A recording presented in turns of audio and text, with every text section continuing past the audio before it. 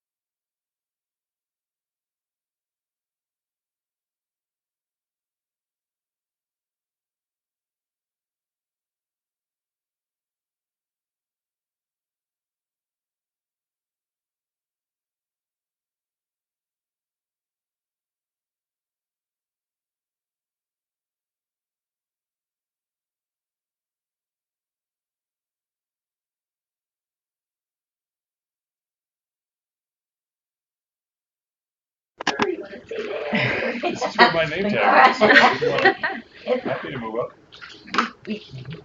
Yeah. Okay, good morning. I'm Vicki Corman. Why don't we go around the room? I'm told we have a quorum, so let's make sure. Great. Millie Nolson, representing building construction. Good morning, I'm Kerry Hinton. I am not Willie Phillips this time. Nor the last. And I am policy advisor to Chairman Phillips at the Public Service Commission. Laura Vendetta. I'm here sitting in for Nicole Steele, representing the Economic Development Committee. Great. Hi, I'm Teresa Lange at DOE. Lance Locke, DOE. Scott Williamson, Center for Climate Strategy. Good morning, Donna Cooper with PEPCO. Good morning, I'm Ted Trady, BC Sustainable Energy Utility. Thank you. So, and on the phone, can we grab who's on the phone? Good morning, this is Sandra Madavu Fry, People's Council. This is Sean Scully, Washington Gas. And I believe we do indeed have a quorum. Okay. Were there others on the phone? Okay, around the room, please. Robert Joseph, DOE.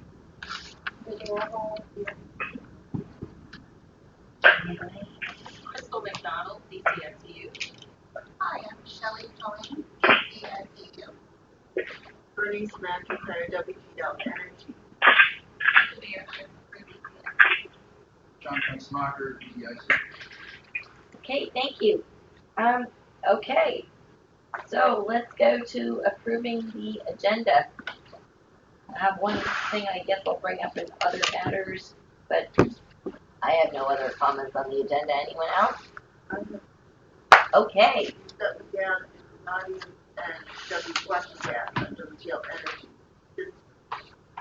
We have you where? For the minutes? For the minutes. Okay. WPL Energy. Got it. Okay. Does the agenda look okay to folks? Any comments? Would Millie like to move to approve the agenda? So moved. And would Willie like to? Second. Thank you. There you go. All in favor? Aye. Any opposed? Agenda's approved. Okay, we got the first comment on minutes. I have one comment, which is that we had gotten some more text from her thank you on a draft that I had seen where the board was following up on the DM&D discussion, and I had requested that we have as an action for the next agenda, what we will be talking about, and it is on the agenda, a bullet that's follow-up regarding SU benchmarks and DM&D metrics. It's considered one of the bullets in the action items. Yes. But it already happened, so. So we're good. Anybody have any other comments on the agenda? I mean minutes, thank you.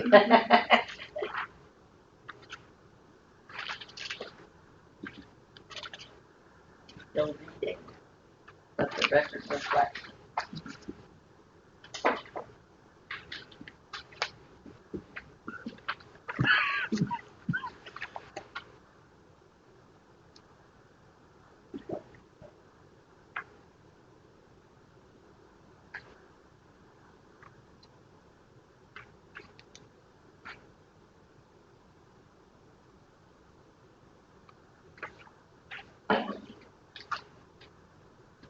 One question, the $100 per ton of CO2, in what area of the report does that appear? What does that speak to? It's in the EM&B report as part of the societal cost test. Okay.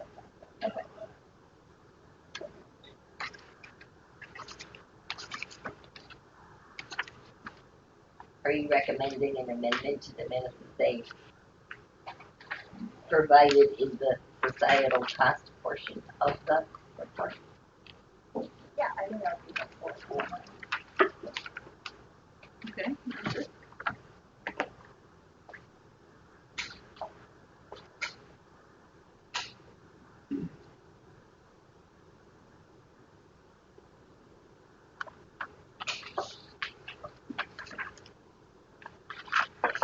others?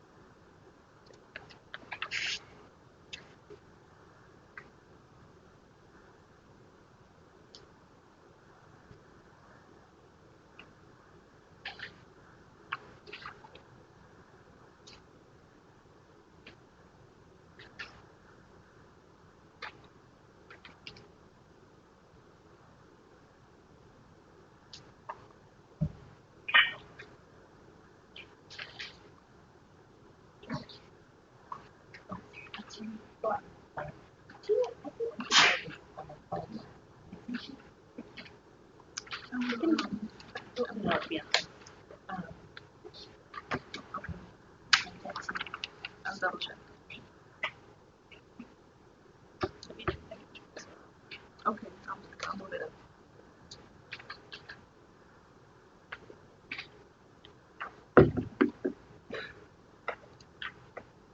Anybody got anything else? Okay, Millie, you're on. Move to approve the minutes. Second. Thank you. Millie and Willie. Isn't that All in favor? Aye. Any opposed? Okay, thank you. Ted, you're on. Madam Chair, members of the advisory board, good morning. Good morning. Good morning. And we are happy to be here today to talk to you about two things, really. First of all, we will, as we traditionally do, talk about our results in a couple of different ways, and I'll explain that in a minute. And secondarily, we will have an update on some of the good news with our Solar for All program, and Shelley will be bringing that portion of the presentation to you. The presentation this morning is going to be broken up a little bit differently than we normally do it. Normally, we provide you with one chart that would show you all of our performance benchmarks. As you know, and Mr. Williamson, I know you're new to the board and you have not been here either. We are in the middle right now, actually absolutely smack in the middle of a 5-year contract with the Department of Energy and Environment. Some of the goals that we have are cumulative goals. In other words, by the end of the 5-year performance period, which ends at the end of FY21, we should achieve certain goals. Some of the goals are still annual goals, as they were in the first iteration of our contract that ran from 2011 through 2016. So what we've done today to make things a little, I think, easier for you to read and digest is broken the goals down that are cumulative on the first chart and those that are annual on the second chart. And I'll go through the different columns so you'll be able to follow along with me and understand how we've broken this information up in a slightly different way that hopefully will make it a little bit more digestible for you. These charts are still a little bit of a strain on the eyes. Over the weekend, I took my young son to the eye doctor for the first time, and I did not realize how visually impaired he was. So it's like, son, why don't you write down the assignments on the chalkboard and everything like that? Now I realize he couldn't see them. As we get to this first board here, you will see that this is something that Vicki, from where you're sitting, that's where my son is. He couldn't see this either, but so I'll break down these columns so that you. Does that make me your son? No, not at all, Madam Chair. We were like, sit up in the front of the classroom. Sit up in the front of the classroom. It's like, still couldn't see. So anyway, as we always do, we start with energy consumption on the electricity first and then natural gas second. But the way these different columns are broken up, if you'll just give me a moment and let me explain what we're talking about here. This first column here, FY19, these are results through the first quarter of this calendar year. Not fiscal year, but calendar year. The second column here are our results through the first half. These are results through the end of March, through the first half of the fiscal year, FY19. These are all cumulative goals here. As I said, we'll present the cumulative goals first. Second column here represents our results from October 1st of 2016, which is when this contract started, through the end of March of this year. So this is the first 2.5 years of the 5-year contract. So what we're reporting to you today is where we are exactly at the midway point. The fourth column over here represents the minimum benchmark that was set in the contract for attainment through the end of 3 years. Okay, through the end of 3 years. We're in the third year now. The maximum benchmark for attainment through the end of 3 years.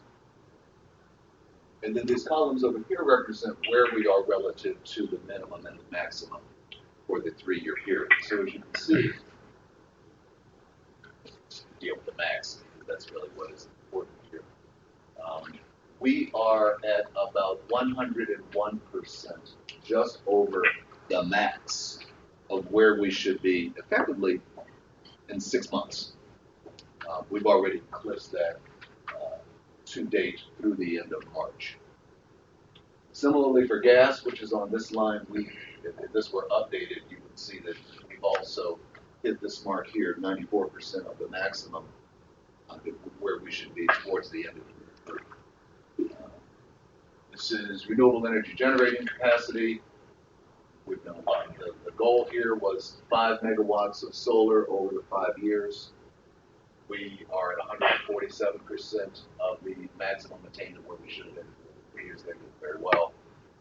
And leveraged funds, unfortunately, we're only at about 13% of what we should have achieved for leveraged funds by the end of the year. As you can see, this is an area where, we're receiving revenues from 3 different sources right now. The 3 primary ones are, we did some of our electric savings into the PJM market. We've been receiving revenues from that for a few years now. We have engaged with certain solar installers, and we are receiving revenue from SREX from them. We're receiving, that goes into this leveraged funds category. We've received some grants from foundations. Marriott Foundation gave us a grant. BB&T Bank just gave us a grant yesterday. We didn't even tell you about that one. It just happened yesterday morning. We've received some other grants as well. Those funds go into this leverage funds category as well. And so, but as you can see, that's one of the areas on the cumulative scorecard where we are a tad behind at this point. Yes, sir. Yes, and you're talking about on the gas benchmark? Right. I tell you, yes, if we had updated this would have shown that we had just eclipsed this as probably at the end of last month. Okay. So now we'll go to the next chart, which are our annual goals. These are annual goals within the contract. Starting on the left over here, left top, we have the energy efficiency and low income houses. This is our low income spending goal. 20%. It's broken down as a percent of the budget. So 20% of the budget must be spent in the low income community. Of course, and we're defining that as residents who are making 80% or less of area median income. And in addition to that, there are some clinics and shelters that are eligible for service through our low income programs. We also have to get a certain amount of energy savings and MMBTUs through these expenditures. These are expenditures that normally come in towards the end of the fiscal year. We have a program that's our largest program in the low income space. It's called our Income Qualified Efficiency Fund, where we have contractors go out and meet with owners of low income multifamily properties. They bring back a cost share to us, so the owner of the property is paying a percentage for the work that's being done. We are paying a percentage for the work. There's a cost share there. Many of these work orders were issued in January. They are coming in. Many of them were due to work to be completed on May 1st of this year. Several of the larger contracts under this Income Qualified Efficiency Fund. In addition to that, we launched the second round of it. Many of those work orders will be executed over the next month or so, and many of those projects will be closing before the end of the fiscal year.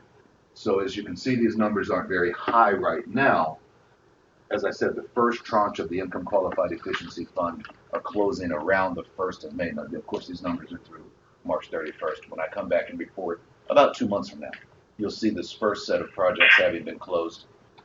And then the report that I'll give you probably somewhere in October or November will wrap up the end of the Income Qualified Efficiency Fund. So you'll see these numbers go north, but that will be late in the fiscal year. I'm just, and this is, fairly typical every year. Just, Good question. Yes, ma'am. I guess you were just starting to say it's fairly typical every year, but I thought that one of the issues with us having these 5-year benchmarks was to get away from having this recurrence of the later start every year on the low income Right. other work. Yeah. So look, you're absolutely right. So let me give you a good example with the Income Qualified Efficiency Fund. Knowing that we were, mid-contract, we started the current round of Income Qualified Efficiency Fund projects in the last fiscal year. We told contractors to go out and find jobs. They went out and they found those jobs. They bought those in the November time frame. We did our engineering analytics and issued work orders in January, as I'd mentioned. Those work orders that were issued in January, many of them expire around late April, the beginning of May. Those projects are being wrapped up and inspected right now. We will start reporting on those numbers as soon as those projects have come in and they've been completed. Versus in prior years, you would have seen, we didn't even have an Income Qualified Efficiency Program, but we would have really started to go and find low income projects towards the beginning of the fiscal year. Work orders may have been issued in the March, April timeframe. All of the work would have been coming in late in the fiscal year. This way it's coming in two large tranches over the fiscal year, not one, as we had done in many prior fiscal years. So, Ted, this is Sandra. Yes, ma'am. I'm sorry, will you finish? Yes. Kind of the bottom line, do you think that you're going to, given the data that you have now and the expectations, do you think you're going to meet the minimum benchmark for low-income energy efficiency? The annual number. Right. For those of you who are new to the board, we have, in the last 2 years, surpassed the benchmarks for electric savings and natural gas savings. But the low-income benchmark, the low-income savings benchmark that People's Council is referring to, has been one that we've missed both in FY17 and 18. You're asking me for a forecast. Yep. I'm going to look over at my team. Basically, yes. I'm going to look over at my team, and we discussed this morning. We have confidence this year that we will exceed the maximum for the benchmark. We hit the minimum in FY17. We were, I think, 5 or 6% away from hitting the maximum last year, but we have confidence that we will exceed the maximum this year. Just one follow-up question to that. In meeting it, how much of that contributes to the work that you're doing with shelters versus looking at individual type homes or commercial residential type properties? Do you know that? I would say very little of it is individual residential properties. And I really don't think that individual residential properties, no. Multifamily properties is the largest portion of it. And then I was also asking about the clinics shelters and right, clinics. right, So yeah. looking at clinic shelters versus the multi-dwelling, Right. what percentage do you think is the most that will contribute to the outcomes achieved? The most will be multifamily housing. Okay. What did you say? I'm sorry, Mr. Multifamily housing. Okay. Is that in terms of And budget? we wouldn't consider a shelter necessarily. When I say multifamily housing, I'm talking about Permanent. permanent housing. apartment. Right, but I just know that you got shelters and clinics actually to qualify for funding to be expended in that particular direction, and I know that you had additional projects in the current year, so just was curious regarding the actual benefits that are ultimately, or the targets that are met. But you've already answered the question that it's attributable to the multifamily. The percentage is higher within that category. Is that the percentage of the MMBTUs or the budget? Could you actually provide a breakdown? We're making note of it, Ms. Not today. Not today. Sure. At the next meeting, we can provide a breakdown for you. And Scott was great. asking a question. Can you repeat it? I didn't hear. Yeah, the question was whether that was your assessment that multifamily housing was the largest share. Is that a share of energy savings or is it a share of budget expenditure? Both. Oh, okay. Do they differ much? They differ. In terms, are you getting more MMBTUs for your dollar one place versus another? Out of a shelter versus a multifamily building, I'd have to go back. That's a great question. I'd have to go Curious. back. It's a curiosity. See what the yields are. I'd be curious about that. One versus the other. Madam Chair, did you have a question? No, thank you. I was just encouraging Scott to be heard over the phone. Oh, sorry. That's I'll okay. speak up. I apologize. Green collar jobs, which the goal is 88 FTEs, full-time equivalents, every year. That's broken down as a job that is for a DC resident, that is at 1,950 hours at least living wage on certified payroll. Those are the four kind of qualifications that go into the creation of one green job. The goal for the year is 88. I think last year we were at 87, something like that. Normally we hit this pretty much right on the nose, and so we will be tracking that one very carefully this year to make sure that we hit that maximum again this year, get as close to it as possible.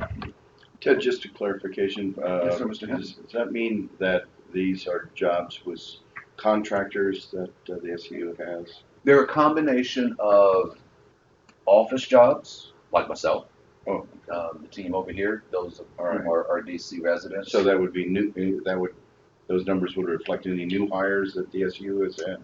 As long as they're a DC resident, yes. Right. So let's say we hired somebody.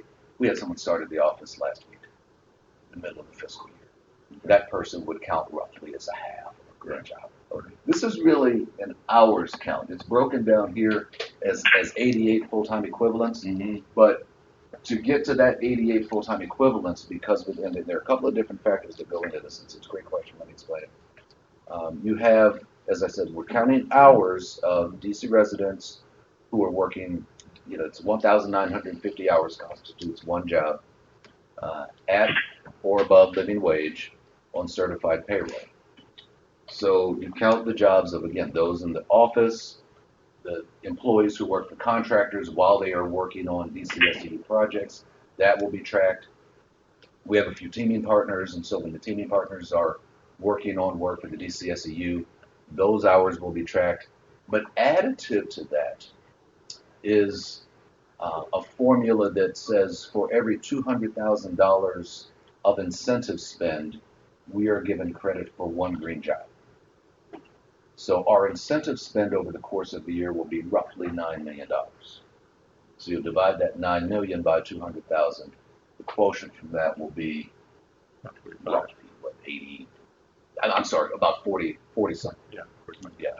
Green jobs. So it's a combination of an hours count, counting individuals, and spending count divided by 200,000. The rationale behind that is when we are incentivizing a large commercial job, let's say we have taken our engineering time and our account managers have gone out and we've found a large project, the engineers have gone and done the analytics on it, we're pushing the building owner to a higher level of efficiency, well above code. But we might not be in privity of contract with the contractor who actually goes and does that work. We might be spending 10 to 15% of the total project cost on that project, but we're not in privity of contract with the contractor versus when some of the low income work that we do, we're actually we have a contract with the contractor to go and do work at a specific location. In the large commercial space, we're not in privity of contract with the contractor. So our $100,000 or so in a large commercial project might make $1 million project move forward. Clearly, there are people there doing the work. These, as I always like to say, these measures don't just jump into the sockets and weld themselves in themselves. There are a lot of people behind it completing the work in these projects. It's not possible for us to actually count those individuals directly as we can when we are in privity of contract with the contractor. So this is an approximation, really, that was developed by the Obama administration when the stimulus money was put on the street almost a decade ago. Sounds so long ago, but that's really where this formula comes from, and it's been supported by some research that's been done by the American Council for an Energy Efficient Economy and some other economists who have looked at this and kind of said $200,000 is. I mean, there are a lot of people who differ on this. They'll say that it's the $200,000 isn't the right number, but a lot of people will agree on the general philosophical argument behind the methodology, which is that you should be, you've got a certain amount of work that is taking place and dividing that by some sort of number to count for green job hours. Sure. Makes sense. Thank you. And these aren't new jobs; they're just based off the formula. These, did you say new jobs? Yeah, they're not new. They're not new jobs. If a job was, if there was a contract in 2017 and then it rolled over to 2018, it would count in both years, correct? We would count it in the year in which we expended the money on a commercial project like that. We count it in the year in which we actually paid for the project. Okay. Versus. And also, okay. Versus like. How do you know that these are DC residents you that are don't. being employed, or? You don't. And Madam People's Counsel, as I said, there are probably 2 or 3 different flaws in the methodology, and or asterisks or whatever. And that's one of them that you could say you don't necessarily know that they are DC residents, but you know that there's a lot of work that's being captured here. And so this is the best methodology we could come up with. Versus, and these, but to your question, these aren't new jobs. Well, the ones on a project would be new. I'm like I don't renegotiate a contract for myself every year or something like that. I'm an ongoing employee. I would count as 1 FTE every year. Patty, I thought you were over at Memphis this morning. Maybe Patty should give us a report.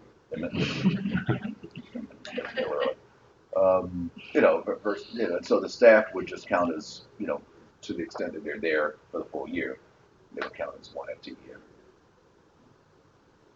Okay. General and administrative expenses must be kept to 20% of the ceiling on the contract. This is a new metric for this contract. We did not have this in the old contract, in which stayed well under that cap every year. We are in good shape this year as well. This $3.6 million that you see right here, almost $3.7 million, is the maximum for administrative expenditures for the year.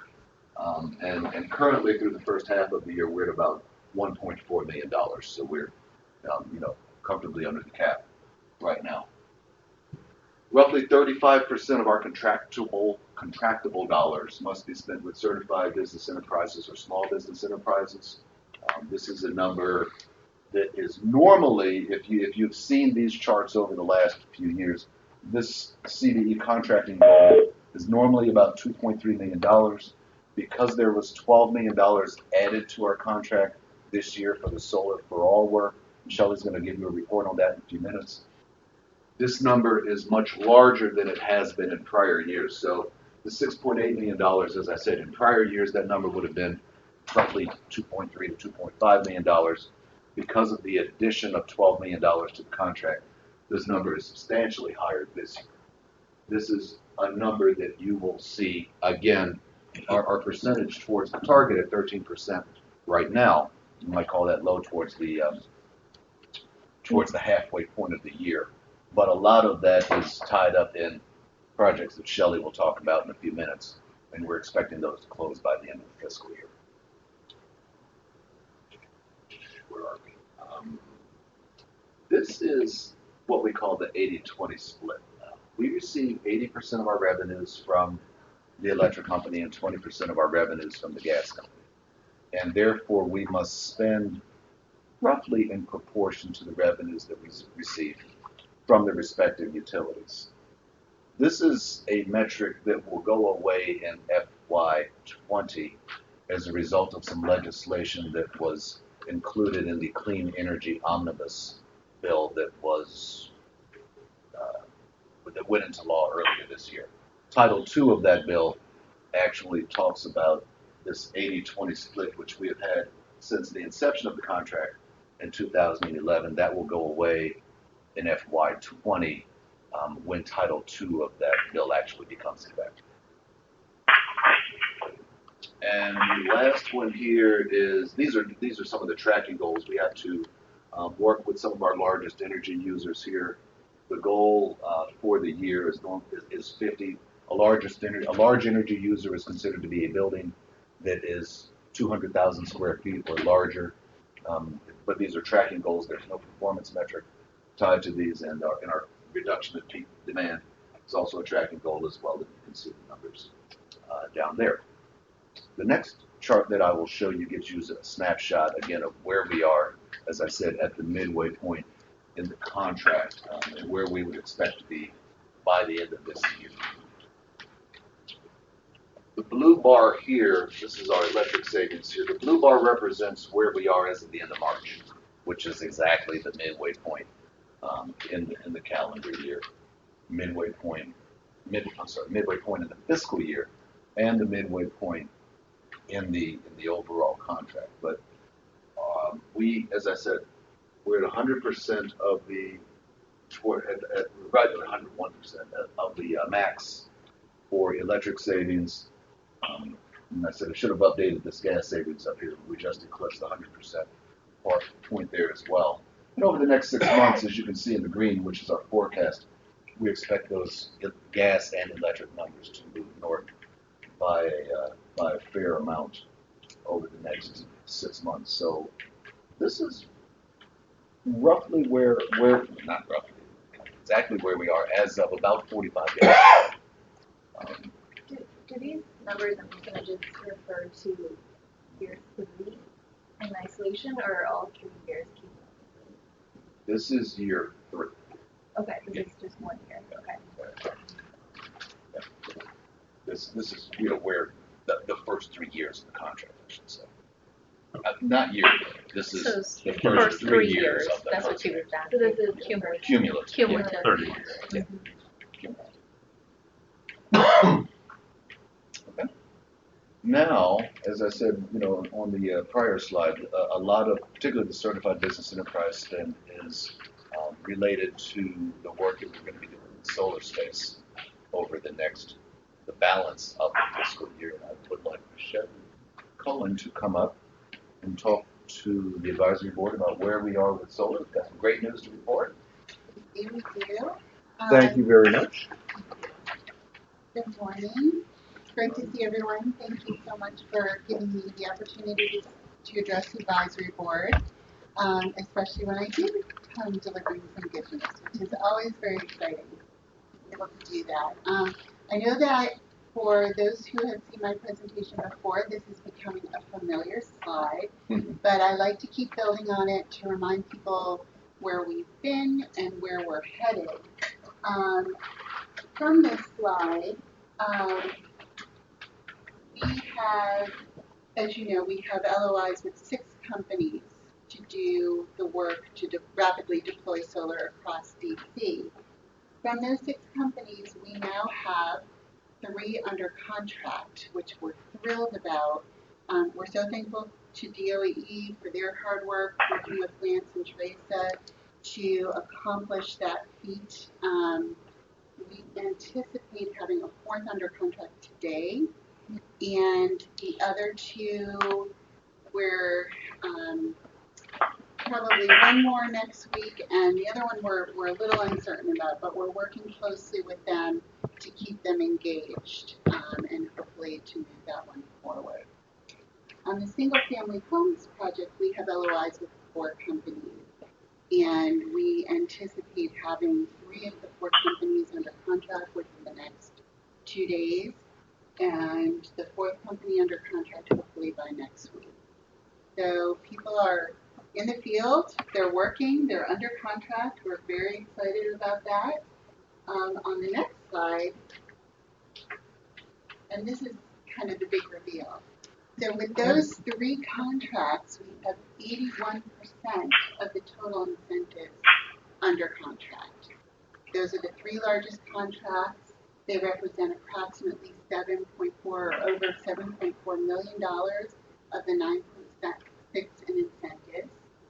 And it represents 6.1 megawatts of solar out of the 7.4. So we're really thrilled that we're going to be able to bring or to get started on developing the majority of the solar right now and to move that forward. And this represents approximately $5.5 million in CBE spend. And I wanted. I was just going to ask, is this on an annual basis, or is there some multi-year aspect of this contract like there is with the SAU? Sure. So for the Solar for All funding, we receive an annual appropriation. This year's incentive dollars was $9.6 million in incentive dollars. So this is the amount annually that we'll be providing to incentivize solar. Thank you. I wanted to talk a little bit about this bottom number and how I got there. It's not a requirement of the Solar for All program in this first year, but we think, the team thinks it's a very important number to be tracking. So this is a preliminary number that I'm delivering based on a survey that I did, just talking with each developer. I sent them a spreadsheet, and I asked them to fill in looking at the incentive dollars, how much of that money will go to CBE themselves, being most of them are CBEs, and then how much of that will go to CBE subcontractors that they will hire to help them with their projects. And that was the number, 5.5 million out of the 7.4 will go to CBEs according to this preliminary, not very scientific study. So I just thought it was a really significant number and exciting to see. I'll have something more refined as we go. We're going to be doing more concrete tracking. So this really this is a forecast number, but I was just excited to see that. That's a great number. I have 2 questions. One is, I think you said that it's not a requirement. Was there a waiver of CBE obligations for the first year of Solar for All, or why was it not a requirement? It's because, and help me out here. Yes, let me correct you. When it comes to CBE, it is a requirement because it's part of the overall contract. I'm sorry. That $6 million that Ted mentioned, it's because of a lot of it going out through the door through CBEs to Solar for All contractors. So the contract of itself, the CBE value is on the total contract value, not on any particular program that investment. And I'm getting these mixed up in my mind. So it's the green jobs that's not required. Green jobs isn't a requirement. I apologize for that. CBE is, and we'll have a more, we have a system to track the spend going forward. So this is a forecast, and I was just excited by and talking with the subcontractors to see all of the funds that were going to CBE subcontractors. Yeah, no, that's great. And then the second question, I don't know if it's more Ted, but there's been some correspondence with some contractors that were upset with either the pace with which they were paid, or that some understandings changed as they thought they went along. I was CC'd on one, as was the People's Council. And so my question is whether there's it seems like there's a communication issue that maybe we could talk about at another juncture. But I guess the question is, with regard to the CBE spend, are there any measures of like, I understand that there's how much may be designated to CBE spend, but like how much actually gets out the door and the timeliness of it. I'm just thinking it's kind of analogous to interconnections, you know, or like, are there time frames by which payments need to be made or measures? Right. Well, there's I think there's a couple of different questions there that you're asking, and one is, do we have to pay the timeliness of payments? And so payments must be rendered to contractors within 30 days of the submission of a valid invoice. And that's under the law, right? That's under the right. Mm-hmm. So that's one piece of it, and that's not just CBEs. That's any contractor. Mm-hmm. It's like a quick payment act. Right. The quick payment plan, right? Right. I think the second part of your question, and this really is an opportunity for me to thank Dr. Cooper for bringing her solar team to the table with us early in the process. It's not now that we're engaging with them. Dr. Cooper brought her solar team to the table probably back in November or so last year, when we started to talk to PEPCO about the interconnections that would be a part of this. This is the largest deployment of solar in the history of the city, quite frankly. And so clearly PEPCO plays a large role in making sure that we can get these interconnections facilitated in a timely manner. So Dr. Cooper has brought the resources from PEPCO to the table. And we've already given them the locations where these projects will be installed, so that they could help us, you know, get that process and smooth that out over PEPCO as well. They've worked with us in prior years when we've done massive amounts of residential solar in the second half of the fiscal year. And then instead of having a crunch, you know, of this amount of solar being deployed, we got our resources together early. So we I can all was talk together. inartful in my question. I was meaning it more as an analogy, that there are, you know, time frames that the utility has to hit or looks to hit for interconnection. By analogy, I was asking whether there's something like that for CBE, because if there's correspondence where CBE say we aren't getting our payment on time, but there seems to be a legal requirement to pay a CBE or any contract on time, where's the disconnect? Let me see if I can help answer that. Two things. One, the legal requirement is the 30-day payment clause. So if the SEU received an invoice, they have 30 days to make a payment, provided that everything checks out on the invoice.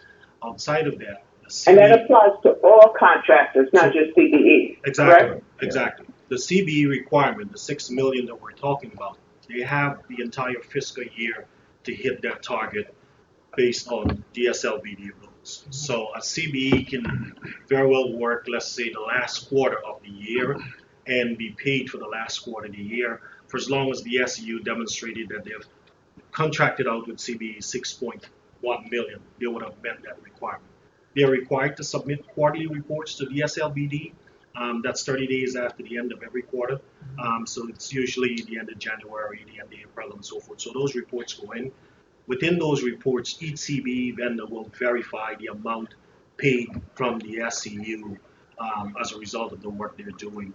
And DSLBD is charged with doing those background checks. DOE also do some checks to make sure that those payments are being done.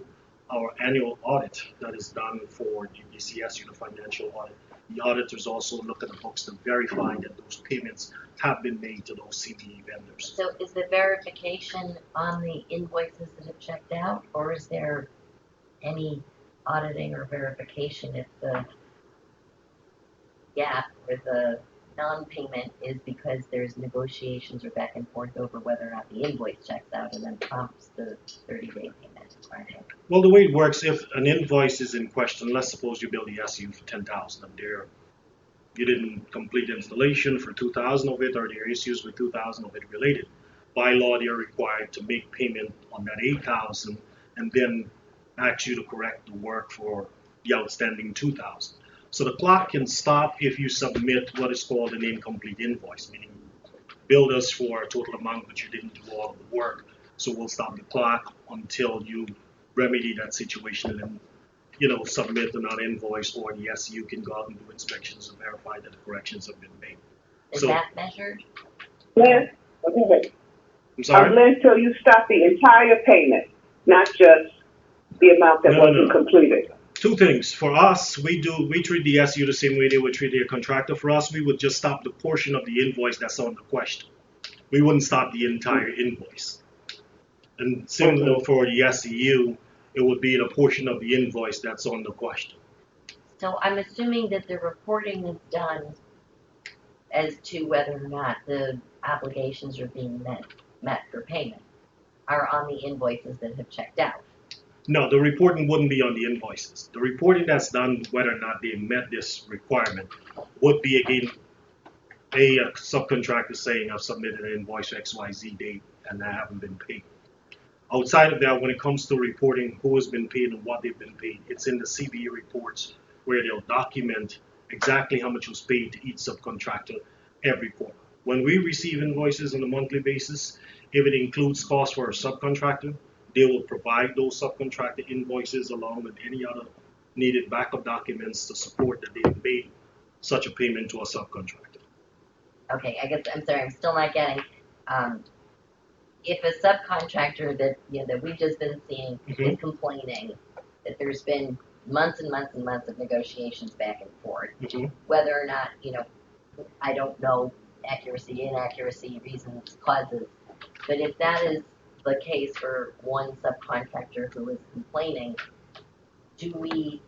how do we know, or do we know how many subcontractors may be in that boat, or what the process is for resolving issues? In other words, a lot of places have ombudsmen or ways of resolving issues, and so I'm just trying to understand from having seen this one issue that was brought to the SEU Advisory Board's attention, is that how do we know if it's common or uncommon? Where would that be reported, the ones that are in limbo? They're often not reported, but there are two things. One, there's a dispute resolution clause if a contractor has an issue with the SU they can pursue. And two, they can always call us and we would investigate, as in the case of the contractor that you're referencing. If it comes to our attention that there's been a payment issue, we do our necessary due diligence to find out exactly when was the invoice submitted, was it all correct and so forth to make but sure. The ones that are in limbo aren't reported. Exactly. They're not reported to us on a regular basis. Thanks. Is that process known to most of the contractors, or is it just those that are in the know or connected, like the one that we've seen recently, that would be able to kind of navigate that process? Well, it's spelled out in their contract, the 30-day payment clause requirement. So a contractor knows fully well the time frame of when they should be paid from the DCSU. Oftentimes, if we receive a phone call and it's within that 30-day cycle and the SEUs doing their inspection, we would just let the contractor know that, we still haven't reached that mark where, any interest payment would kick in. But we certainly would follow up with the SU to find out what the issues are.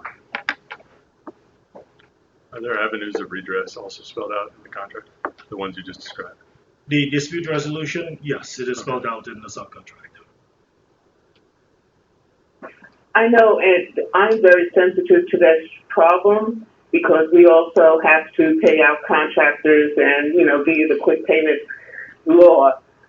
But it does cause a burden for those contractors who are, dependent upon that income, and particularly for the smaller, and I would imagine the CBEs to have to deal with that. So it's something that we should really look at carefully and to see how we can, expedite the payment process. If it's just communication, making certain that they know what to do. If there's a problem, a systemic problem, they're trying to address that as well. I didn't know that, and it's a problem. Yeah, and I certainly Sometimes welcome any ideas. Not right, Yeah, I certainly welcome any additional ideas from the board. I'm sorry? Go ahead, I'm sorry. Go ahead. I was saying I certainly welcome any additional ideas from the board. One of the things we've done with this particular new contract is requiring the SEU to pay their subcontractors even before we pay the DCSU. So they receive an invoice from their subs. They have to make the payment, then they can bill the district for that reimbursement. So it's a way of expediting the payment even on a much faster process, more so than having we pay the SEU, and then the SEU turn around and pay the subcontractor. That process used to take as long as 45 days because with the timing of the monthly invoices coming from the SEU, the district, of course, has 30 days to respond in terms of payment. So you can understand if you submitted an invoice, it could take as long as 45 to 60 days under the old construct. With this new construct, we think it has certainly helped speed up payments to the subcontractors. And to be quite honest and open and frank with the group here, we've only had complaints from one subcontractor about a non-payment issue, and it's all work-related issues, whether projects weren't completed as prescribed or there's been some other documents and reports not completed and submitted. But we certainly takes this very, very seriously. Anytime a subcontractor calls us and state that they have not been paid, it is something that requires immediate action from DOE.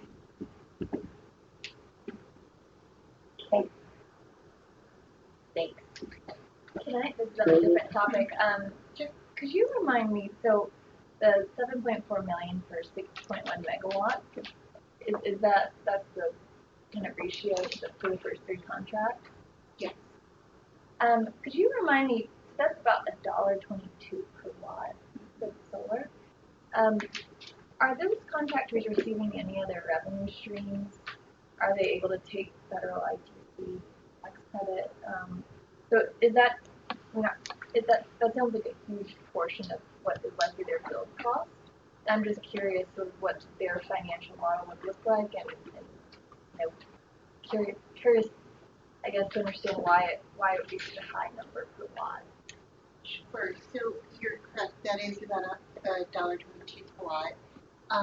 The subcontractors are able to work with multiple buildings around the city to install these CREF or community solar projects, which are much larger projects. With all of the output will then go to DOE for distribution to low-income residents. So they're not paid. They don't have. It's not like a PPA where they're paid in future. This is exactly this is an all-upfront payment over 3 milestones. It's actually a good segue into my last slide. It's an all-upfront payment that they receive. They're also able to take advantage of the tax credit as well as the solar renewable energy credit here in the district to make, because they'll be putting in the full investment. So they're responsible for full turnkey solar development from procurement all the way through to the interconnection, the CREF interconnection points. So in many cases, they're negotiating some sort of payment with the building owner for a lease payment. So all of that needs to come out of the incentive as well as planning for the future to take advantage of these other incentives. So anything that the 122 watt doesn't cover needs to be covered by the subcontractor. Okay. Could I follow up on that in a slightly different angle? In the 3/4 companies that will be under contract with these CREFs. Am I correct in assuming that means that these CREFs are not subscriber-based CREFs, that they are actually for better word, a commercial CREF operation? These will be, the output will come to DOE, and DOE is either going to contract with a subscriber organization or set up a subscriber organization for low-income residents around the district to subscribe to get free solar from this tranche of solar that's But being there's developed. no investment, but obviously they're low income, so they're not making an investment. And the genesis of the question is, I had worked on there were two renditions of the CREF legislation, and the proponents of the CREF project approach had always described them as being subscriber-based entities, and that they were not being equated as being a commercial enterprise that would be building the crefts. So it now appears that that latter operation is what in fact is materializing, at least in the case of some of the crafts that are being or will be built in the city. Is that Correct. accurate? So we're incentivizing, in this case, almost 100% local solar installers to Right. develop solar across the city. Okay. The output would go to the Craft Point, and then the output would then be directed to DOEE, who would then have the ability to distribute it to lower income residents. And Carrie, At no cost. I would agree with that. I see more of that occurring, Yeah. even though like going through that process with craft, there obviously is that independent element that is still available for individuals to come together collectively to Right. establish an organization. But what you're seeing, you have the entities that are establishing across the city, but you also have the individual entities that are investing, placing that rooftop type solar, identifying it and specifying it for specific apartments in the district that are under resourced, and they get those particular credits. So you're seeing a little bit more of that happening. It does not in any way negate the opportunity for others to do what you just described as well. Yeah. Yeah, and don't take my comments as being disparaging of that approach. It's just that, as I said, it's a twist or a deviation from what the original assumption was of why we needed to authorize crafts to be able to be built in the city. It evolved a little Yeah, bit. and certainly with the most recent legislation where we're now required to serve 100,000 households by 2032, we definitely are going to be building a large number of crafts to have low-income subscribers participate. So it's a model that, as we all discuss here, where we're having these developers build it, but it's for the purposes of the low-income groups. And this may not be the time, but maybe it would be useful at some point, maybe at the next meeting or thereabouts, for Lance or someone from your team to be able to describe a little bit more in detail about how DOEE is going about identifying the low-income individuals or families that are, how are you recruiting them? And part of the reason why I ask this is, we've had discussions between the Commission and DOEE about how to get low-income individuals to sign up for our low-income assistance programs. Yes. And it's continually a struggle for us to be able to get people to take advantage of these assistance programs that they're eligible for. So it's just a matter of kind of, I don't know, whether it's curiosity or that it's an opportunity for us to learn how you're doing something that might be applicable to other low-income assistance programs. But we would like to hear more about that. Definitely, and we can put that in the agenda for the next meeting. Right. We do have a team of folks here that are putting together a multifaceted approach to I'll make that recruiting request low-income to the folks. chair. So, I got it. So Okay, it's thank right you, now Teresa. the difficulty is really trying to prioritize who will be able to benefit from it. Because Right. even though we have a working pool of about 20,000 low-income households, the solar that we're building here at the maximum from the SEU will address about 2,000, 2,100 households. It's just a small fraction. But we do have folks who can lay that out for you clearly, how they prioritize and map certain areas for participation in the crafts. Right. Of course, the heavy lift is still going to be to get them to sign those subscription agreements, but we have a plan in place for that too. Just one final question. And you mentioned before that part of the financing mechanism for these craft projects is to utilize SRECs.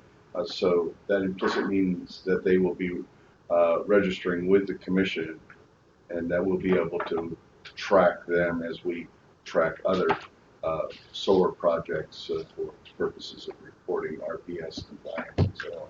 Yes, that's certainly the hope, that they will all register with the Commission to be able to get the SRECs. And maybe just one final tiny question. Okay. You've got 51 craft projects apparently identified. What's the time frame for them being built and becoming operational? How long will that take for those projects. So this is a very innovative program here, and people have been, when they responded to the RFP that they put out, that we put out, projects were in what we would call or consider advanced stages. So they had already identified their sites. Oh. None of the projects were permitted, but they had already been working with building owners and had done some preliminary due diligence. So for the contractors that have now signed their contracts, they're required to have what we call substantial completion, which is DCRA approval, review and approval by September 30th. And then they must be interconnected between December 31st and hopefully February 1st at that time. And we've been working very closely with Pepco. We've now delivered them an updated list of all of the prep interconnection points so they could do some preliminary due diligence just to check and make sure that there doesn't appear to be any overall problem with any of the sites. We're working very closely with the contractors to ensure that all of the sites go through. We have a team. I will say our entire solar team are all DC residents, but we have an entire solar team, and what we're dedicated to doing is ensuring that these subcontractors are able to overcome any challenges to solar development. We're working very close with Pepco, very close with DCRA to alert them that projects are coming down the pike. And on the, Teresa, do you mind forwarding to, thank you. So I always put this timeline up so people can sort of track where we are in the timeline. And what we're in the process of doing now is doing due diligence on each of the prep projects and ensuring that they're accurate with size and shading, and that our job as DPSU is to ensure that the output materializes over the time period, which is a 15-year term for DOE. So we're doing very concrete due diligence now to ensure that the projects represent what they say that they're going to represent. Then we'll be issuing the work orders, which is their initiative to go build. And we also have a very innovative, we talked a little bit about payment, we have a very innovative payment schedule. We really wanted to incentivize contractors of all sizes, particularly CPs. And so we have payments that are given at different milestones. So milestone 1 is 10% of the incentive, milestone 2 is 15% of the incentive, and when they do reach a substantial completion with DCRA approval, they'll receive the 75% of the rest of the incentive. Right, and just to contrast this, because in prior years when we did solar, the entirety of the payment, 100%, would not have been paid until essentially a little bit after that. We would have said interconnection with Pepco, that phase 2 interconnection with Pepco. This way, again, trying to help some of the CVEs and other contractors get a better kind of stream of money. Right.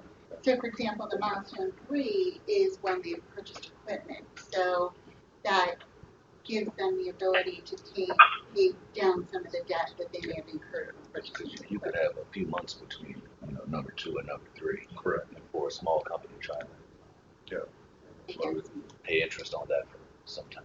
Yeah. So to date, none of our contractors have reached that milestone 1, so we haven't issued any payments yet, but we do anticipate for the 3 contractors that have signed contracts and the 4th contractor that we'll get to milestone 1 by the end of May and milestone 2 by the end of June.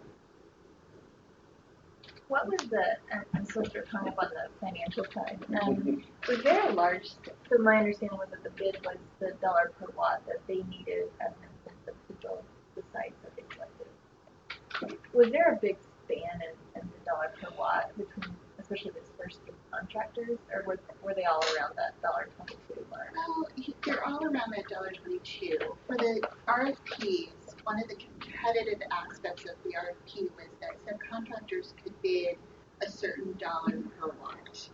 There's some, for the craft, it was up to $1.25 per watt that they could bid up to.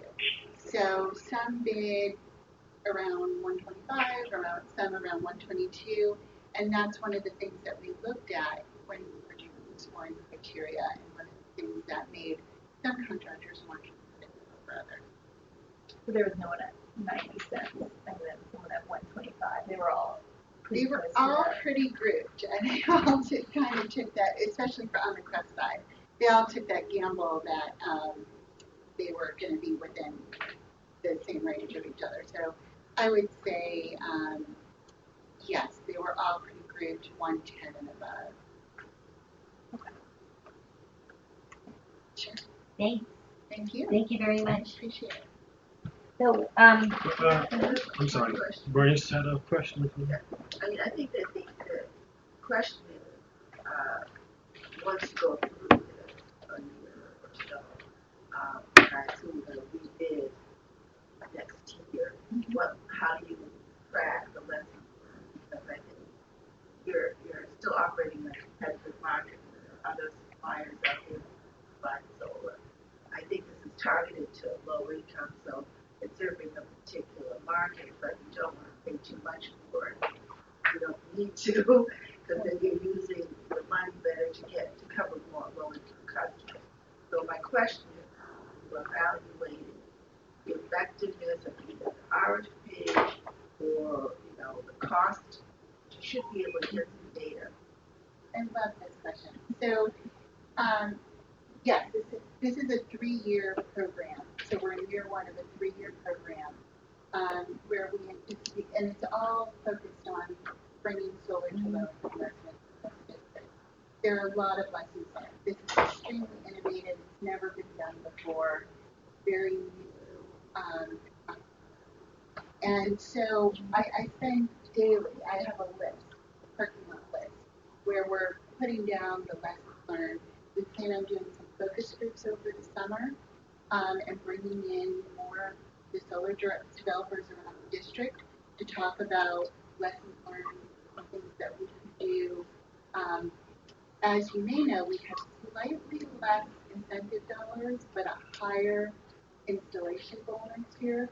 So we're really going to be focused on how we can leverage some of that to do more with less.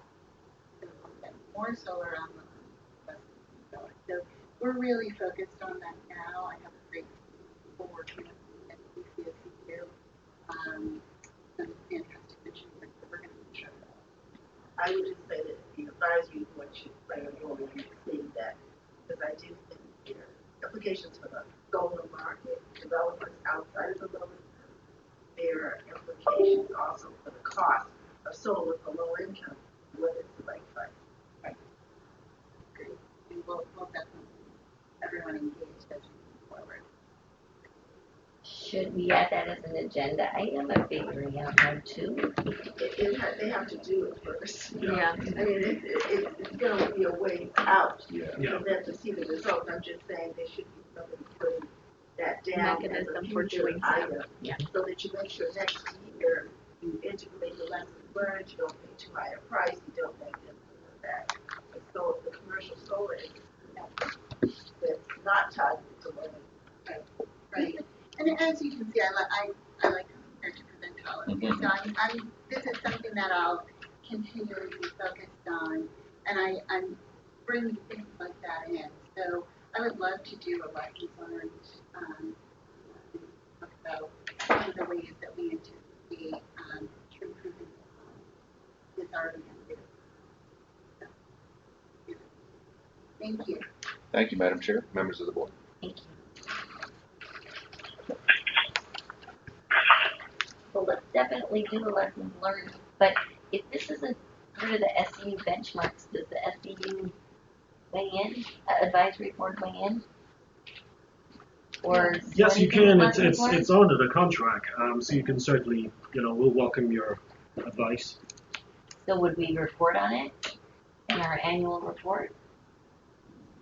Like, should we get lessons learned in time for our annual report? There's not like a traditional EM and V. Yeah, we can certainly include lessons learned in the annual report for FY19 because the SEU will submit a report to us on this particular program. So why don't we make sure to schedule then some lessons learned so that we can integrate it around the time that we begin the report on the rest of the. Okay, thank you. Okay, so we went a little over, so we have to be cognizant of that. For the no, thank you. It's all helpful. But before doing, I should have done this when we were looking at the agenda. I think it would be helpful, Lance, if you did the working group meeting recap, because I think that helps set the stage or the time frame for the topic of the review of the DCSU performance benchmark and tracking goals. Certainly. As most of you may recall, last month we had what we call an initial meeting, DCSU, the advisory board, and DOE, to discuss the clean energy DC legislation and the requirements around Title II, wherein the utilities are required to consult with the board and the DCSU and DOE prior to submitting their programs. And at that meeting, we discussed whether or not we wanted to have a cohesive approach to providing the recommendations or even engaging utilities, and I think the answer to them was yes. So what we've done, we've gotten back with the SEU and we've put together a schedule so that we can start working on these issues in a timely manner. Beginning June 5th, we plan to have bi-weekly meetings. Will be just for 1 hour every 2 weeks, but we've broken up this work into what we call 3 core areas, so to speak. One in which we'll focus on programs, which would be the DCSU existing programs and any pilot programs or proposed programs that they have in the AMPR that they would be launching soon, because that is going to be one key aspect to be able to determine what is constituted as duplication of effort, so to speak, as the legislation spelled out. The second area of focus would be around EM and V, and within EM and V, we plan on looking at savings goals and targets and performance indicators and the type of cost effectiveness tests that should be applied to utility programs. And then the third would be the cost recovery bucket. As you all know, the legislation provides for the utilities to have some type of cost recovery for the programs that they would be implementing. So within cost recovery, we need to talk about whether it's going to be a surcharge mechanism or some type of performance incentives that we would recommend the PSC apply to it. But the intent is to move forward in a working group approach where the DCSU, DOE, and we welcome any members from the advisory board that can participate in those bi-weekly discussions to really work through each of these core areas very methodically so that we could come up with a consolidated group of recommendations for the PSC to consider or for us to even take to the working group. Can you please remind us then, so something like the performance incentives may have overlap with what is going on today or is going on in the PSC with regard to performance bench, performance-based rate making and performance incentive mechanisms. And then the discussions generally in front of before the PSC are going to take place under a working group that will be called together by the PSC and then have a deadline for the report. So could you please remind us what all of these moving pieces mean in terms of the utilities consultation with the SEU advisory board, how it all fits? Like we need a timeline. Yes, certainly. I know you may recall at the last meeting, Kerry stated that the Commission believes that October 1 is the start date for the official working group process. Maybe the Commission will, before October 1, decide, to issue some type of ruling on when it will start. But our work on understanding is October 1. Let's suppose the working group gets established October 1. The working group has 90 days to come up with its recommendations. Within that working group of itself, the 2 named entities are DOE and the DCSU. So we're hoping our process that we're going through can feed into that working group so that when we get to the table of the working group, we're not starting from scratch, so to speak. It's not to say that the working group has to adopt all of our positions, but at least we're going there all on the same page to get the ball rolling, which may be extremely helpful if we're just having members of the working group who are not completely familiar with some of the stuff. But our timeline is to make sure that we can get enough work done and enough positions developed prior to the start of the working group, so that when we get there, we're not providing what we call opposing positions, so to speak. We're about to have one opinion that's different from the SU or different from the DOE. I'm sorry. So the working group report will be due theoretically January 1st, 2020. Yes, if we assume that October 1 Group starts. starts October 1st. And our report is typically due December something. The board's report? The board's report will be on the SEU performance. This report that we're talking about, well, it's not a report. We're just putting together a set of recommendations.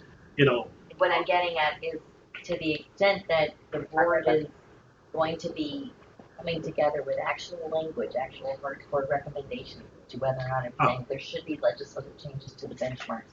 EM&B ought to reflect A, B, and C, or it ought to be, we recommend that it be something that the utilities take on in the PSC context. It seems like the timing would be, we would probably encapsulate all of that, at least in our report, if not before, especially to the extent that it is involving a recommendation to the legislature. And then that would be able to be at least simultaneously with, if not slightly in advance of, the working group conclusion, which are then going to go, I think, where he was saying, through a rulemaking process by the PSC. yes, and timing-wise, the board's report we anticipate would be done probably by September 30th at the latest. Because right now, the evaluation report is going to come to us at the end of this month. We intend to give the board at least a week or two to review that report, to provide any comments or feedback before we incorporate it in market final. So let's assume the middle of June, or even if we say the end of June, drop dead date, the M&B report is final. The board has 90 days to then complete its report. It's actually the beginning of the working group. Exactly. So the board's report will come before any working groups get started. Okay. Does anybody have any follow-up on that? Okay. Just for point of clarification, just for point of clarification, I think I know the answer. The working group, the one that's being created, it'll be one single group, one single working group that will consider these three items or agenda items, as opposed to sub-working groups dedicated to individually to each issue. Exactly. Did you get my question? Yes. It's one working group. Is it one working group or three? It's one working group from our perspective. The board, the SEU, and DOE. It's one group of folks that will be looking at all of the issues related to the legislation. But I think what the People's Council is asking is the working group could decide if it wanted to form subgroups in order to get the that focus on each of those areas. That could also be done too. Okay. So the first meeting again would be June 5th, and we plan on going every 2 weeks after that. It's Wednesday from 1 to 2. If we need to change the schedule right now, please let us know so that we can accommodate some more members. But VIC has their full team of folks that are dedicated to this. DOE has, a couple of folks dedicated to this left. So we believe that we have the right folks on this group that can really help us flesh out some of these positions. Okay, so, and then advisory board members should figure out whether they wish to or don't be joining those meetings. There was great attendance from the advisory board in the kickoff meeting. Thank you everybody for that, and welcome more. So, thank you.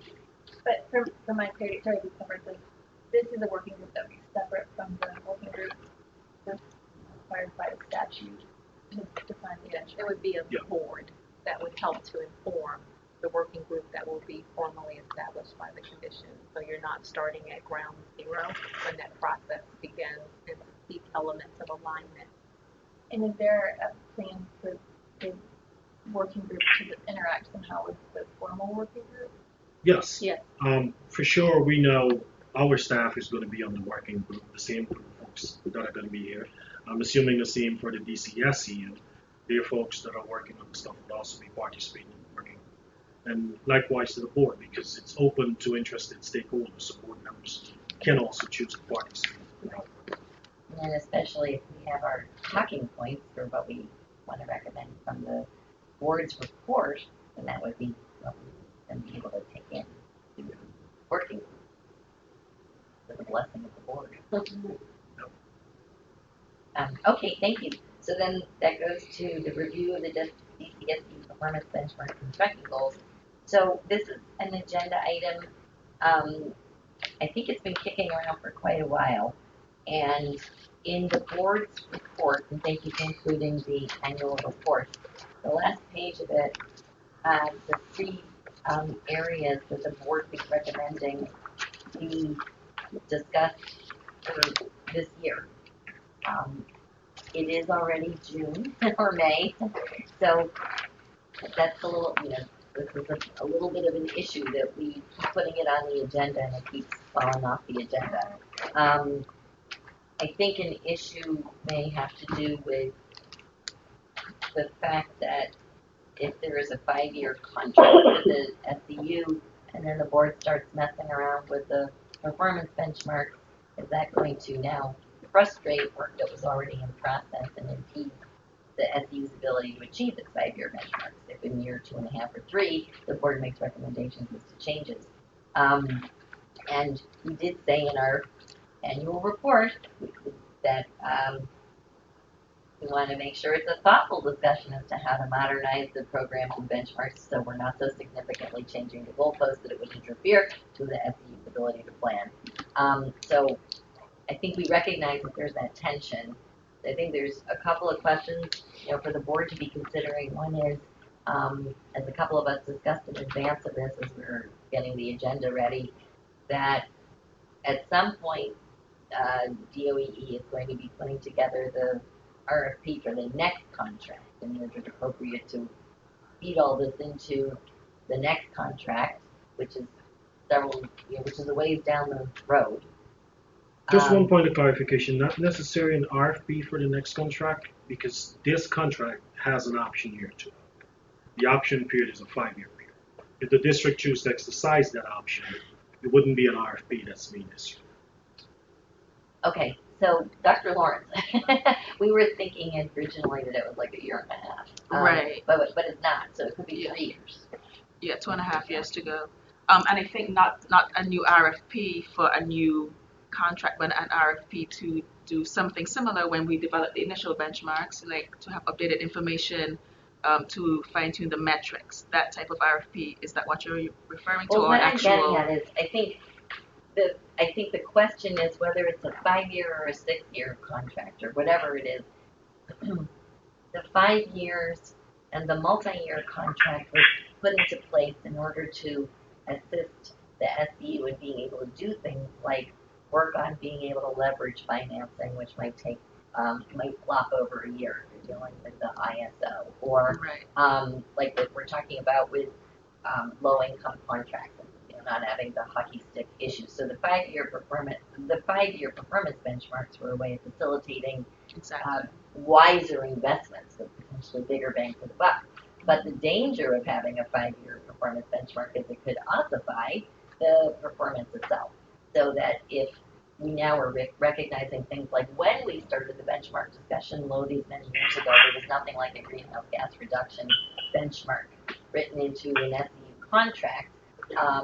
If we started injecting something now and it's new and it impedes the achievement of the 5-year benchmarks, then are we spinning our wheels, if you will, or are we spending a lot in achieving benchmarks that may not have become obsolete but aren't necessarily optimizing what could be achieved through the SCU performance? And I think the issue there is, how does the board grapple with, and how do the SCU and DOE and utilities grapple with, and all the stakeholders,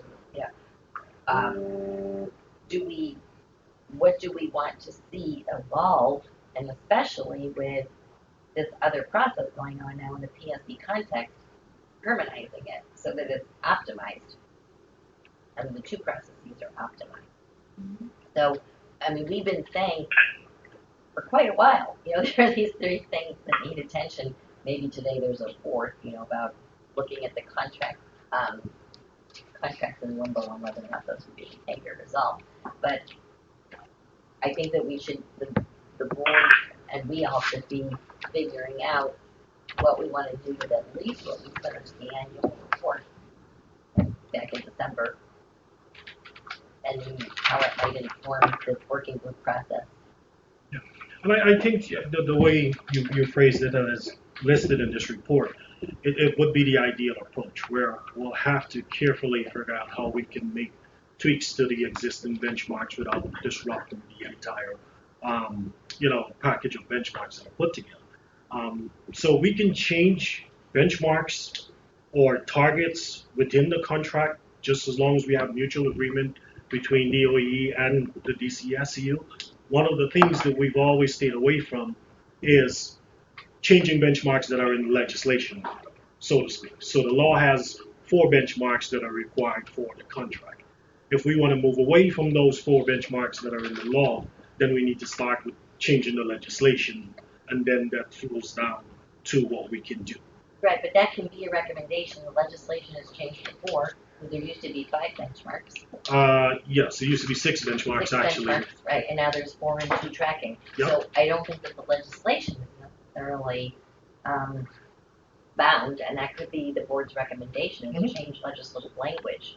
You know, like one of the things that we've talked about for a long time is whether or not the peak reduction ought to go back to performance benchmark as opposed to a tracking mechanism. To be a performance benchmark. So in terms of legislatively, if that were the recommendation, which it had been, have a discussion on it, then I think that we shouldn't be bound, artificially bound. And just to clarify that also. I think it is in legislation that peak reduction would be a tracking benchmark, not a Now it is. Yeah, the legislation has it as a tracking. Originally, it was originally yeah. benchmark. So yeah, it's just a matter of where we want to start, and from a timing perspective, if it's something requiring legislative change, the board can certainly make that recommendation, and then we'll have to figure out, from the district standpoint, what's the best vehicle, which one of these legislations can be, put together for that to change. So I would strongly encourage the board just to, let's start thinking these things through in a very methodical way and figure out where we start with it. Are we going from legislation first down to the contract? Because once we have the marching orders, we can then start doing the necessary research to make sure we're setting the right benchmarks. Right, so it may not be a one-size-fits-all either, because each of the things that we've talked about, and this isn't meant to be an exclusive list, especially for new board members, but these were things that board members have been discussing, that we documented in the report, but there could be other ones. But for example, one that we had been harping on for a while was this issue of trying to modernize and better reflect the administration's goals of reducing greenhouse gases, which aren't a numeric benchmark necessarily. They are reported on, but they aren't necessarily tracked. But I think in one of the prior meetings we discussed that the SEU is working on something now about tracking these non-energy benefits, so that maybe we would actually be tabling that discussion until we see what the SEU is recommending. So that's one of the benchmarks. Again, we're already ahead of that curve because the EM&V report that you're going to see at the end of this month measured the amount of CO2 reductions, which are greenhouse gases that are attributable to the DCSU programs. In fact, I even consulted with our climate folks here who do the greenhouse gas registry for the district. And since 2013, we can show you clearly what percentage of the district's total reduction is attributable to the DCSU program. I think through 2017, the number was 28% reduction. The DCSU accounted for about 5% of that GHG reduction, and the numbers are on the table, which again we'll put in the EM&V report. So wasn't one of the issues that we discussed whether or not we're using the correct data or the correct figure for the CO2? I think that was That was the $100 Yeah, it's per ton. Yeah. Right, and I think there was some discussion of whether or not that's the correct one. Right, because some are lower in other jurisdictions. And again, not to confuse the two. One is the societal cost test, where one of the benefits of the SU programs is the reduction in health and carbon emissions and so forth. That's separate from tracking the total amount of carbon reductions that's Okay. coming out from the SU So that's a program. new thing in the ENAV. If the board had requested to get Yeah. some sense of GHG reductions Right. attributed to the program, and we've done the calculations using the same calculator the district used to determine the amount for the SEU. Okay. Specifically to the CO2 reduction, greenhouse gas reduction, I think we had questioned whether it should be a year one figure or whether it should be a lifetime figure for investment. And And- that's the question that. And I think savings as well. Yeah, we So track it. whether the savings should be year one or whether it should be lifetime. Right, that was a, Yeah, and it's tracked year over year. So every year, the total amount of electric and gas savings coming out from the SEU are converted into CO2 reductions. But for a specific investment, it's only captured once and it's only for the year one of that investment. Yes, and again, if we want to switch to a lifetime measure, a lifetime savings target, it would require some research and calculations to make sure that we're having the right set of measures being incentivized. Because it's not simply just switching to lifetime. It would affect the type of programs that the SEU are running and the incentives that they're putting out. so just, I'm not getting all of this. So there's the societal cost test that the EMAB folks have been reporting on forever and in our legislation and in the report. Then there is now going to be a quantification of GHG reductions attributable to SEU. And that was what we were calling one of our recommendations. This issue of year one savings or lifetime savings am I correct, that could apply not only to greenhouse gas reductions, but also energy savings? Were we talking, because I've been under the impression, which could be improperly narrow, that we were talking about in the context of energy savings, that it could be greenhouse gas reductions too. Well, the way we treat savings, yes, can be in the context of energy savings and in the context of greenhouse gas reductions, because we see those as permanent reductions when you install those energy efficiency measures. So right now, greenhouse gas in the district are measured using a 2006 baseline. So everything we've done since 2006 in the form of energy efficiency are considered permanent reductions in CO2. So if you think of it from a lifetime standpoint, you can say yes, over the life of whatever greenhouse cycle you're measuring, those would be considered permanent reductions. I mean, I think one is just a multiplier of the other. So energy savings, waste reduction, there's the multiplier in between. So whether we're looking at year one or lifetime, I think the two correspond to each other. Well, not exactly from a savings standpoint, because when you talk about lifetime savings, again, it would change the kind of programs and measures that you're running versus when you're doing just annual reductions year over year. The trick with doing lifetime savings, for example, is determining exactly how we set the benchmarks and how we'll be able to measure. It can be done, but it just requires some research. So right now we're doing everything on an annual basis. If we wanted to switch these annual savings to a lifetime energy savings, it would require total new calculations. The tables you saw earlier for performance, minimums and maximums, all of those will change. But if you're looking at energy savings, however we decide how to move forward, whether it's 20 years or 5 years, there's just a multiplier between energy savings and greenhouse gas reduction. Well, it's a conversion factor. It's like converting electric savings to MMBTU. It's a conversion number that you use to multiply it, yes.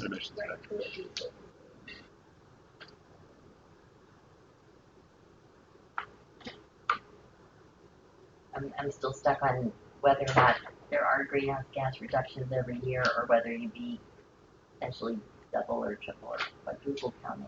No, they're every year. Because every year the SEU is doing new measures, they're installing new equipment and so forth. No, but I'm saying from the same piece of equipment put in and. No. Right. And that's what I'm just trying to get at. So if That you, I don't, go ahead. I was going to say, so if you install a solar project, you're only counting the emissions reductions achieved by its diversion from conventional supply in 1 year. Yes, but it would also exist throughout the what I would say the years or cycle that you count. For example, if we installed solar panels in 2014, that still counts towards our reduction over the 2006 baseline. Whether we measure it in 15, in 16, in 17, in 18, that installation will still be factored in because again, they are permanent reductions because of the life of the measure. So it's going to be there. The only way you can increase GHG back up, so to speak, once you've reduced it once, is by, let's say, putting more cars on the street or building newer buildings that are not efficient. So their numbers are going to keep going down for as long as you keep doing energy efficiency. This is sort of a carbon budget kind of thinking. You've got a total amount of emissions out there, and then you are chopping away at it. And every time you do something, it cuts away from that total. Yeah, exactly. Rather than a sort of an emissions rate, sort of Exactly. annual emissions rates, where that would have a long, sort of multi-year effect. And that might be. Am I saying that right? I think so. And how I interpret it always is that what you're saying is it's going to be flat based on ultimately whatever particular measure that you ultimately take that reduces the GHG. But obviously, as you move forward, you're counting that moving forward, but you're also supplementing it because you're doing additional things in order to reduce your greenhouse gas emission levels, your carbon footprint. So all of that is kind of compounded moving forward. Even though you said there may be things that may be done in the District of Columbia that may elevate that, hopefully that won't be the case. But you're hopefully trying to offset anything that ultimately increases that with new measures that will be implemented. So all of that is an additive effect. Yeah. And keep in mind when we say a baseline, it's a fixed number. So I believe in 2006 it was 10,000 plus, metric tons of CO2, and the numbers have been building up year over year. Right now, I think we're at 7,000 maybe, or whatever that number is. So it gives you a sense of how much you have achieved over that baseline, when you measure it year over year. But for performance benchmarks and for the societal cost test, you're looking at just the first year of emissions reduction for Yes. energy savings Yes. for each project, which impacts the projects that are prioritized.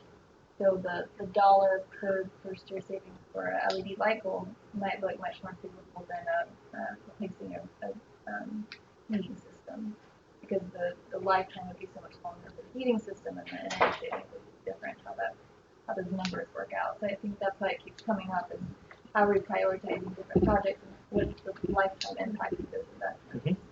Yes. But I think that's more an energy savings issue, though, than a GHG reduction. It could be both, but I guess I'd only thought about it before as an energy savings issue that I knew that we were concerned about, that the high efficiency water heaters weren't getting the same priority and were more expensive, even though they may over time actually result in at least a lot more savings, if not also GHG reduction. But so that's just a conversion factor. So you save however many kilowatt hours and you just multiply that by how much a kilowatt hour is worth of CO2. So I think one is has some sort of multiplier equivalent to the other. Presuming you've got the right source of electricity and you appropriately set that emissions factor. And you do have a case where over 10 years, let's say a water heater could have a varying emissions factor over time based on how clean or dirty the electricity supply, hopefully cleaner over time. So you've got energy savings and then a different curve for emissions reductions over that time.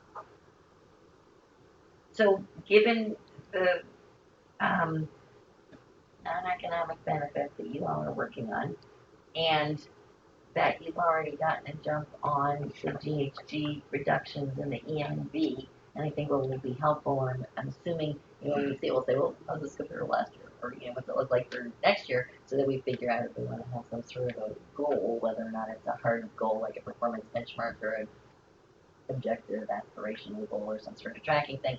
But it sounds like the things that the board ought to be focusing on then are the issue of conversion from, or whether to convert from year one savings to lifetime savings.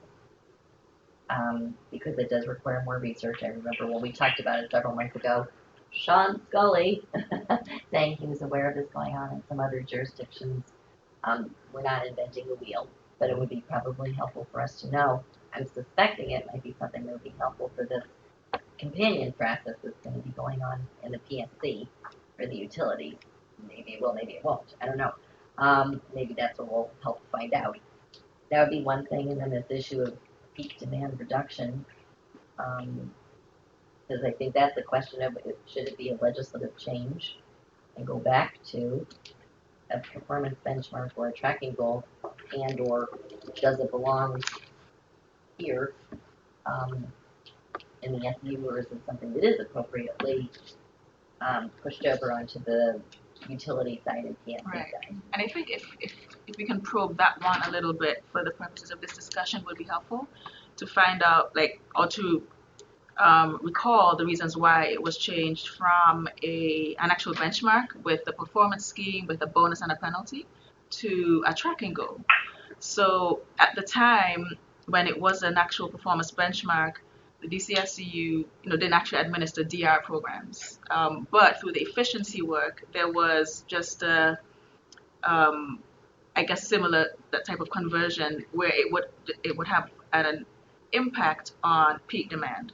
So they didn't actually go out and do DR programs, but then based on the way the compensation scheme was written for that performance benchmark, DCSCU was able to just hit it without actually doing an actual DR specific program that would attack the peak.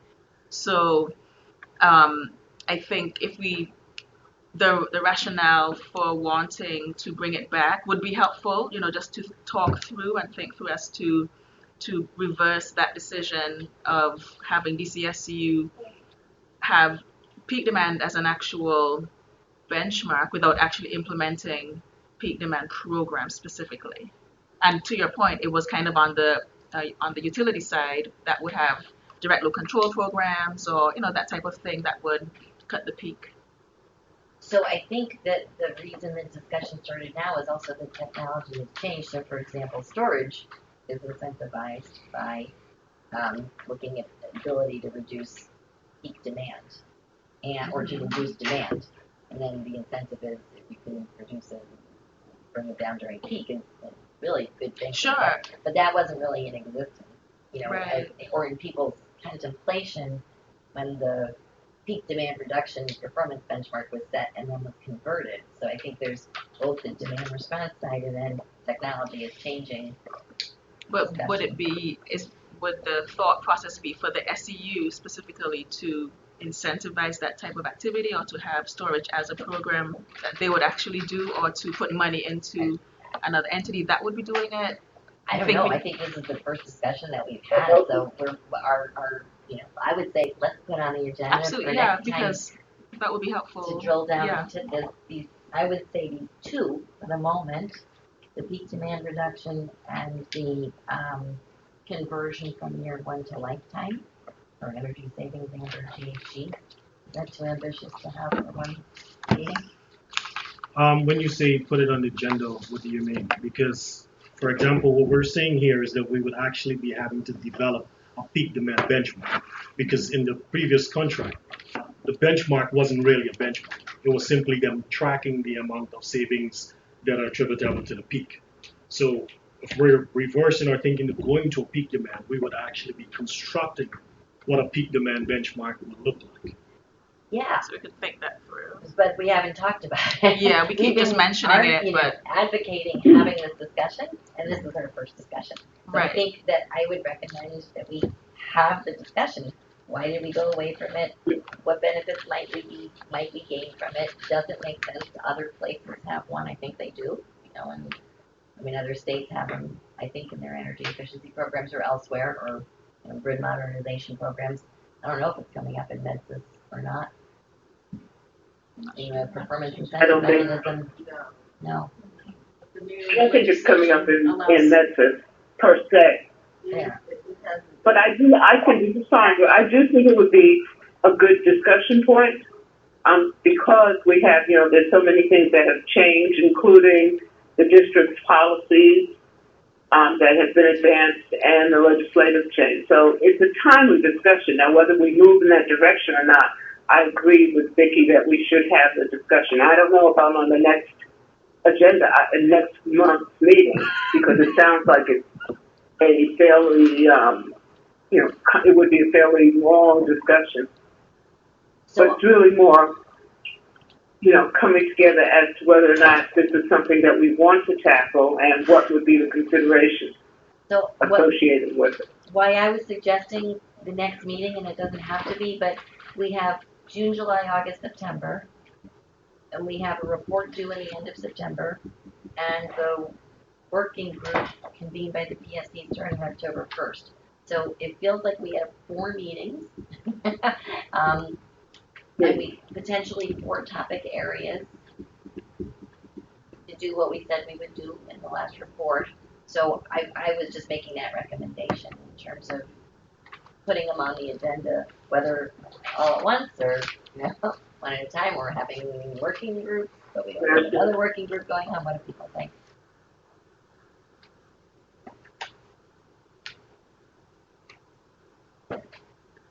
I think based on the substance of what we are addressing, it requires a lot of attention. So folding that into just a standard board meeting, have a lot of other standard type matters that we're addressing, it would not provide adequate time to kind of just thinking through how to establish perhaps either a working group or a separate meeting to begin having a deeper discussion around these respective areas.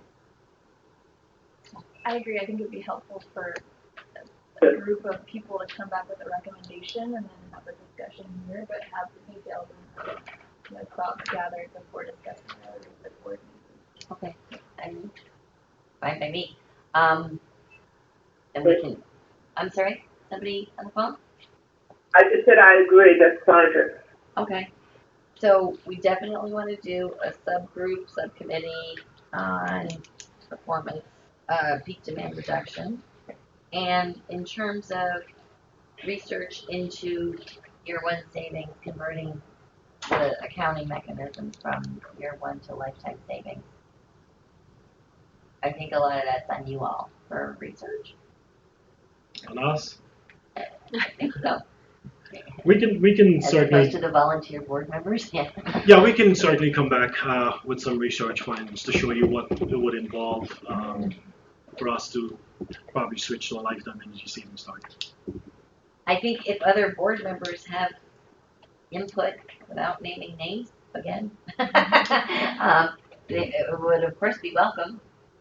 I would be happy to see just generally the GHG accounting process that's being used, just so that I understand where you're coming from. The people council would out as well. I'm sorry, Sandra, what was that? Okay. I thought the question was, who wants to participate? I have to admit I'm multitasking. So I guess the question is, are we having a separate working group on the conversion from year 1 to lifetime, or will we entertain it on receipt of a report or fruits of your research? I would recommend that you kind of provide some context and help to inform a further discussion of the board, be it establishing a working group around it, but doing some of the research, some of the considerations that we would have to contemplate, because as you indicated, this would lend itself to new programs and all kinds of things. So just some of that, and we can probably help to inform that a little bit as well. Okay. And bringing that back as to areas of consideration when we're thinking about going in that direction to help inform that discussion or that session. Okay. Trying to think of how to get this all done. And then I'm sure everyone's disappearing in August anyway. So we really only have 3 meetings. Well, I'm certainly commit to doing a lifetime presentation next board meeting so that you can get an understanding of that. Yeah, I think that would help to start it and okay, so let's do lifetime savings next meeting. The meeting after that, maybe the peak demand reduction work group and aim for talking to the board about fruits of their conclusions in July. Patty, what do you think for non-energy benefits? I mean, I was hoping to have that this month. It didn't happen, Okay. but we have memos. We haven't, we can't change anything until everybody agrees to change something. So we have memos under development, very close to being heard. okay, And I could submit, we could have a different meeting to talk about them, like organize. But I want to submit them to you all first. Oh, Make sure. Sure we're all on the same page. right. I'm just looking at for us to address this issue of the public health, making public health objectives more meaningful. And so we'll just filter that in as we go. Okay. Okay.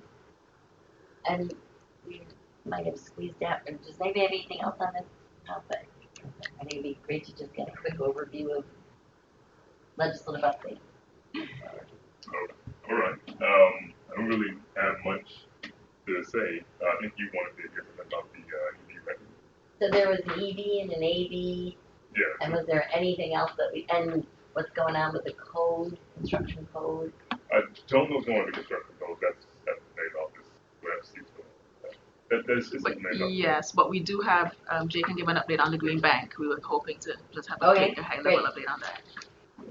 And I have a question about the tax check as well. Oh, okay. That's right. Don't worry, you're in good hands. We'll help you out. Yeah, I'm like, that's right.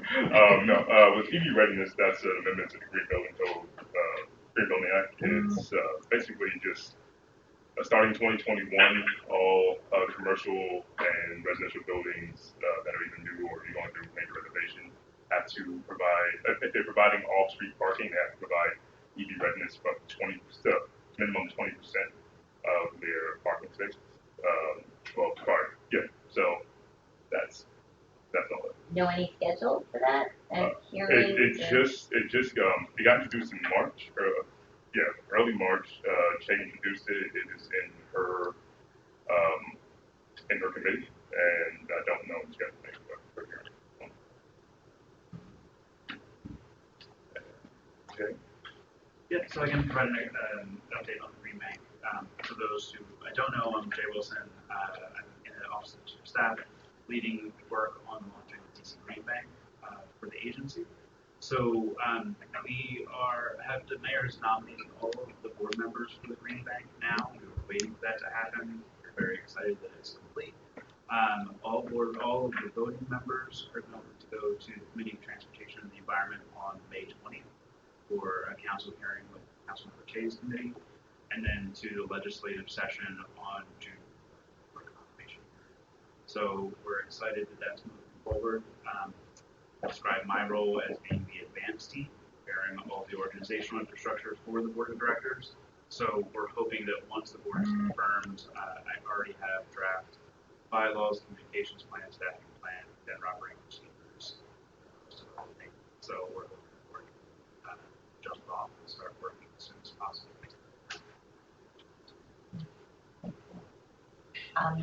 And was there something on the construction code? Well, I'm sorry, so we know it's on the mayor's desk, but we think there's not gonna be another round of comments, or? That's the hope, and that's the last update we got from the USA team. So nothing has changed that we know of, but they're Do we hoping know, that is this usual for something to sit on the mayor's desk for this long? it happens. For the construction code, it has happened like that before. So I was on the construction code board previously with Casey, and I know the first round of construction code, so not necessarily surviving. Did anybody have anything else? Just one comment, and others can correct me if I'm wrong, but the omnibus legislation is now fully funded through the Budget Support Act, and so I'm assuming that an emergency will also be moved after the Budget Support Act is approved, so it will go into effect earlier. And my question on that. I'm sorry, Donna, I just didn't mean to interrupt you, Melly, but when you said go into effect earlier. Meaning that there are certain things were obviously going to be subject to the applicability sections as well as funding ultimately being authorized as well as approved. Correct, like Title II of the bill, we had Exactly. assumed wouldn't be Correct. effective until October 1st. That's what raises the SATF surcharge. Right. Are you saying there's the thought that? Well, I'm just perceived, I'm just indicating it generally that it is going to be funded because there was not a funding source for certain affected areas of the omnibus legislation. Certain elements were approved subject to appropriation of that particular piece, and I'm just saying now the omnibus legislation in general will be fully funded. And part of the bill, did I read correctly that DC is opening, instead of only accepting SRECs that were generated in the district, that they're now opening that to any bordering cities? No. No, okay. So it's regarding SRECs, it's the same catchment area that we had previously, that being within the district and the feeders that are cross-border, of which there aren't many, enough in John probably knows better than I do, but off the top of my head, I think it was like 6 or 7 feeders that come in from Montgomery County and Prince George's County. What was changed, of course, was for RECs, not specifically SRECs, but for RECs. The new law changes it from being PJM interconnection region and bordering states to now only the PJM. So basically, we're carving out, so to speak, not to use that term, but we're eliminating RECs that would be coming primarily from wind facilities located in Iowa, Missouri, and similar states that are some in the south that were also qualified for now being phased out. So that's not likely. I was just conscious of the SRECs being included in the solar program revenue. That's not going to impact the REC. No, it doesn't change.